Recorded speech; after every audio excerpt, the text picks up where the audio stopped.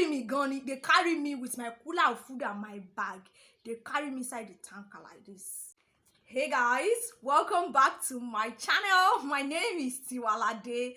Yes guys, my name is Tiwalade. So guys, I want to say a big thank you to everybody who has subscribed so far. I've been seeing your comments, I've been seeing your words of encouragement. Thank you so much. God bless you guys. And I also want to say, if you're coming across this video for the first time, or you're coming across my channel for the first time, please, I beg you in the name of God, come and subscribe, like, share, comment. If you have any video suggestions for me to make, please make sure you drop your suggestion in the comment section, and I definitely will acknowledge. I promise you guys. And I also want to be your friend, guys. Please, let's be friends. Follow me on Instagram at Tiwa_Lade_O. I'm gonna put it on the screen. So guys, today it's gonna be a story time video. I want to gist you people one of the silliest things I did for love. Oh God, you don't want to know. I know. See, Amebo people, they're already doing.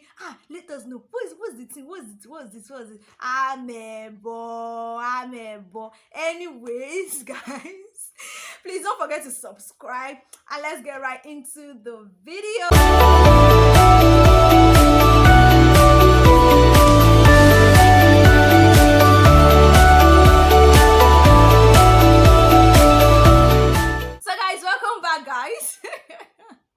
So on this particular day, it was during the lockdown. I was still living in Ibadan then. So my then boyfriend, my ex-boyfriend, he called me and he was like, he was a little bit sick, that he needed food. He was also living in Ibadan. So that day now, love was shocking. That time, love shocked me, die. I don't even used to hear, say my love is sick. As I enter the kitchen, I quickly look for food. I cook. Even the food I just cook in nyama. As I pack it, everything. I put food inside the cooler. I carry my bag. Meanwhile, that time that he called me was around past 5.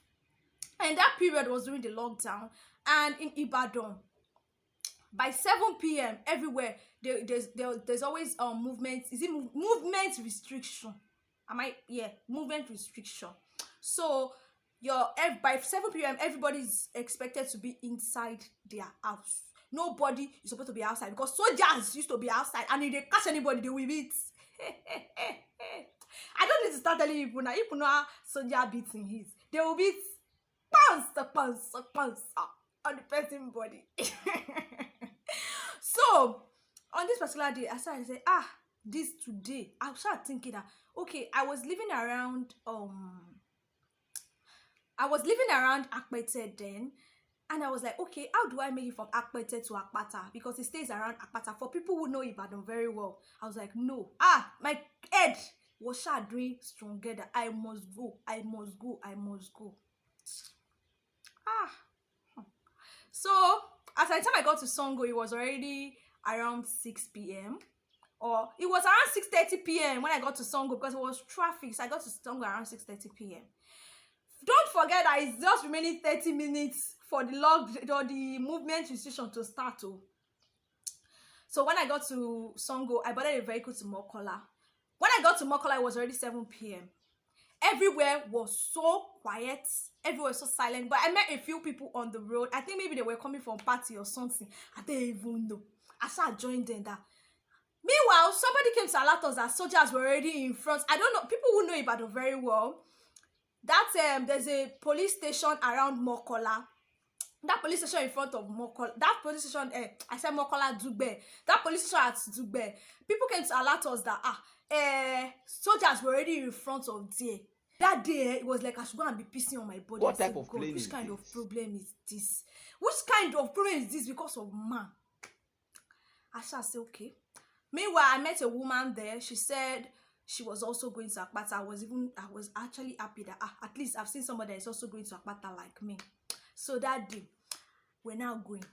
All of a sudden, during the lockdown, these people carrying petroleum products, they allowed them to move freely. So we saw a tanker, all those big tanker that they used to carry fuel. It's that day that I know that tanker is big. It's that day that I know that tanker is high. We now saw the tanker. People were now waving that they should wait, you should carry us. I was like, you and who didn't want to carry? Who want to follow you to enter inside tanker? Excuse me, I'm gonna walk to where the soldier is. I prefer soldier to beat me than for me to enter inside tanker. For what? That woman, the one I said, I met, the one was like, auntie, that we should enter. She said this in Yoruba, that we should enter. Auntie, Ejeka war because I want soldiers in. This one, that one. I was like, in which place? I'm gonna go to where the soldier is. They should beat me. If they beat me because of the love of my life, I don't mind. But for me to enter tanker is a likes. I'm not gonna enter inside any tanker.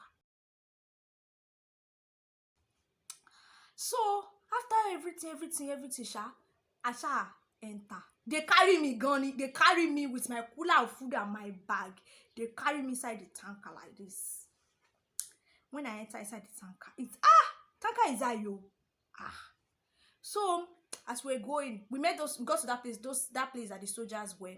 So we had to bend so they don't see us. Although the tanker is very high, so the soldiers did not really see what was going on, but they were pointing their torch inside.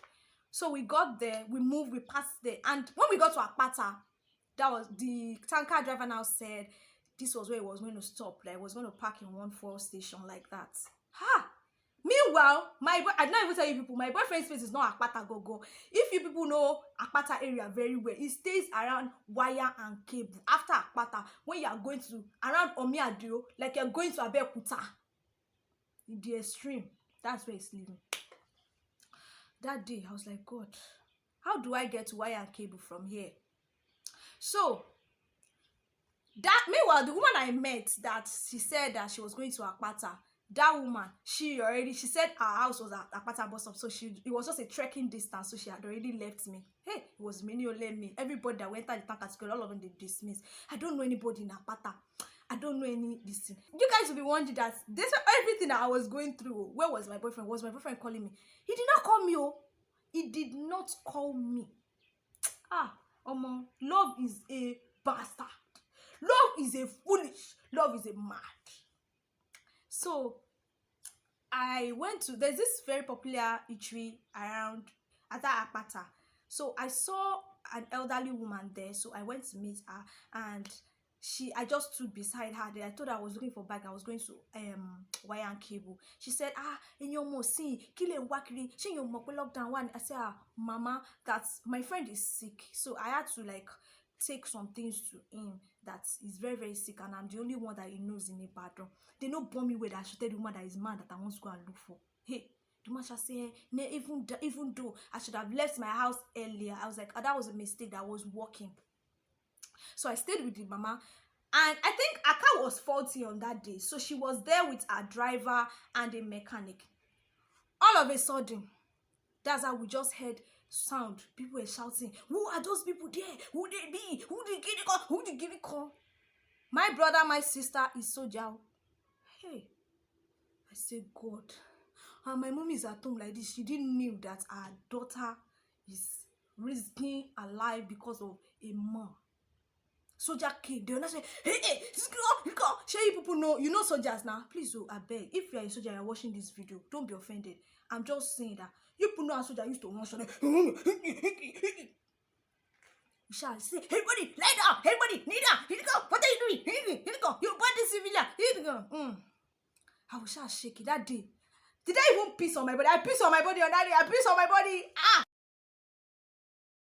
They just brought a gun. I say, God, my life have ended today. My life have ended today. If I reach heaven, what will I tell my daddy? My daddy will say that he left me in hate. I'm now following man up and down.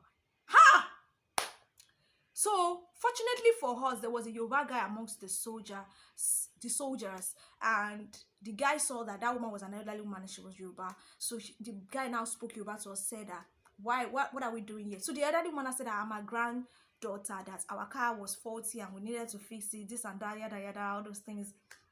So the guy was like, okay, he has spoken to his fellow soldiers that, but please, that we should do what we have to do very fast and leave that place. That it's because he is Yoruba, that's why he understood us. That if it was those other soldiers that they were outsiders, that they will not even hear anything, they will beat us mercilessly.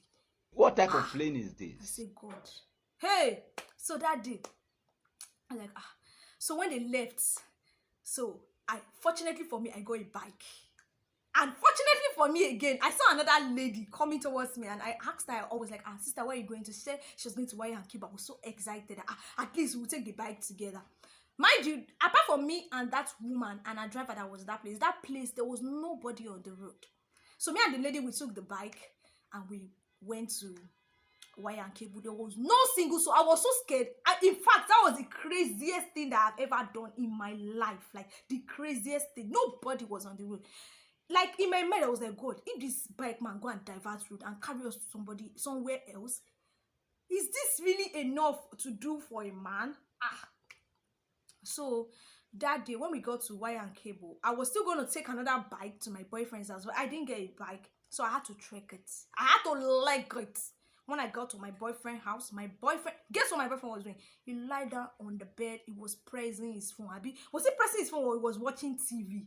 We thought the suffer that me I suffer today. You are here. You are lying down. That day, no. It was really crazy. And since that day, I just promised myself that I will never, ever in everything I do. See, guys, I'm not saying you should not love. I'm not saying you shouldn't sacrifice for your partner, but please, in everything you do, put yourself first. Put yourself first, because if that was how something was going to happen to me on that day, that was just something that was going to happen to me. And even if it was going to even feel, because I would just mourn me, maybe probably post my picture on his status and say RIP, and that would be the end. That would be the end. So I know you people should not abuse me. I know it was foolish, and I know that you that are watching this video, you have done something worse than this before. I know that you have done something worse than this before. So guys, I hope you guys enjoyed my story. So please kindly make sure you subscribe, you like, share, drop your beautiful comments, and don't forget, if you have any video suggestion for me, please feel free. I'm your friend, you are my friend. Feel free to drop it in the comment section and I will definitely acknowledge. Don't forget to follow me on Instagram at Tiwa_Lade_O. Thank you so much for watching, guys. I'll see you in my next video. Bye.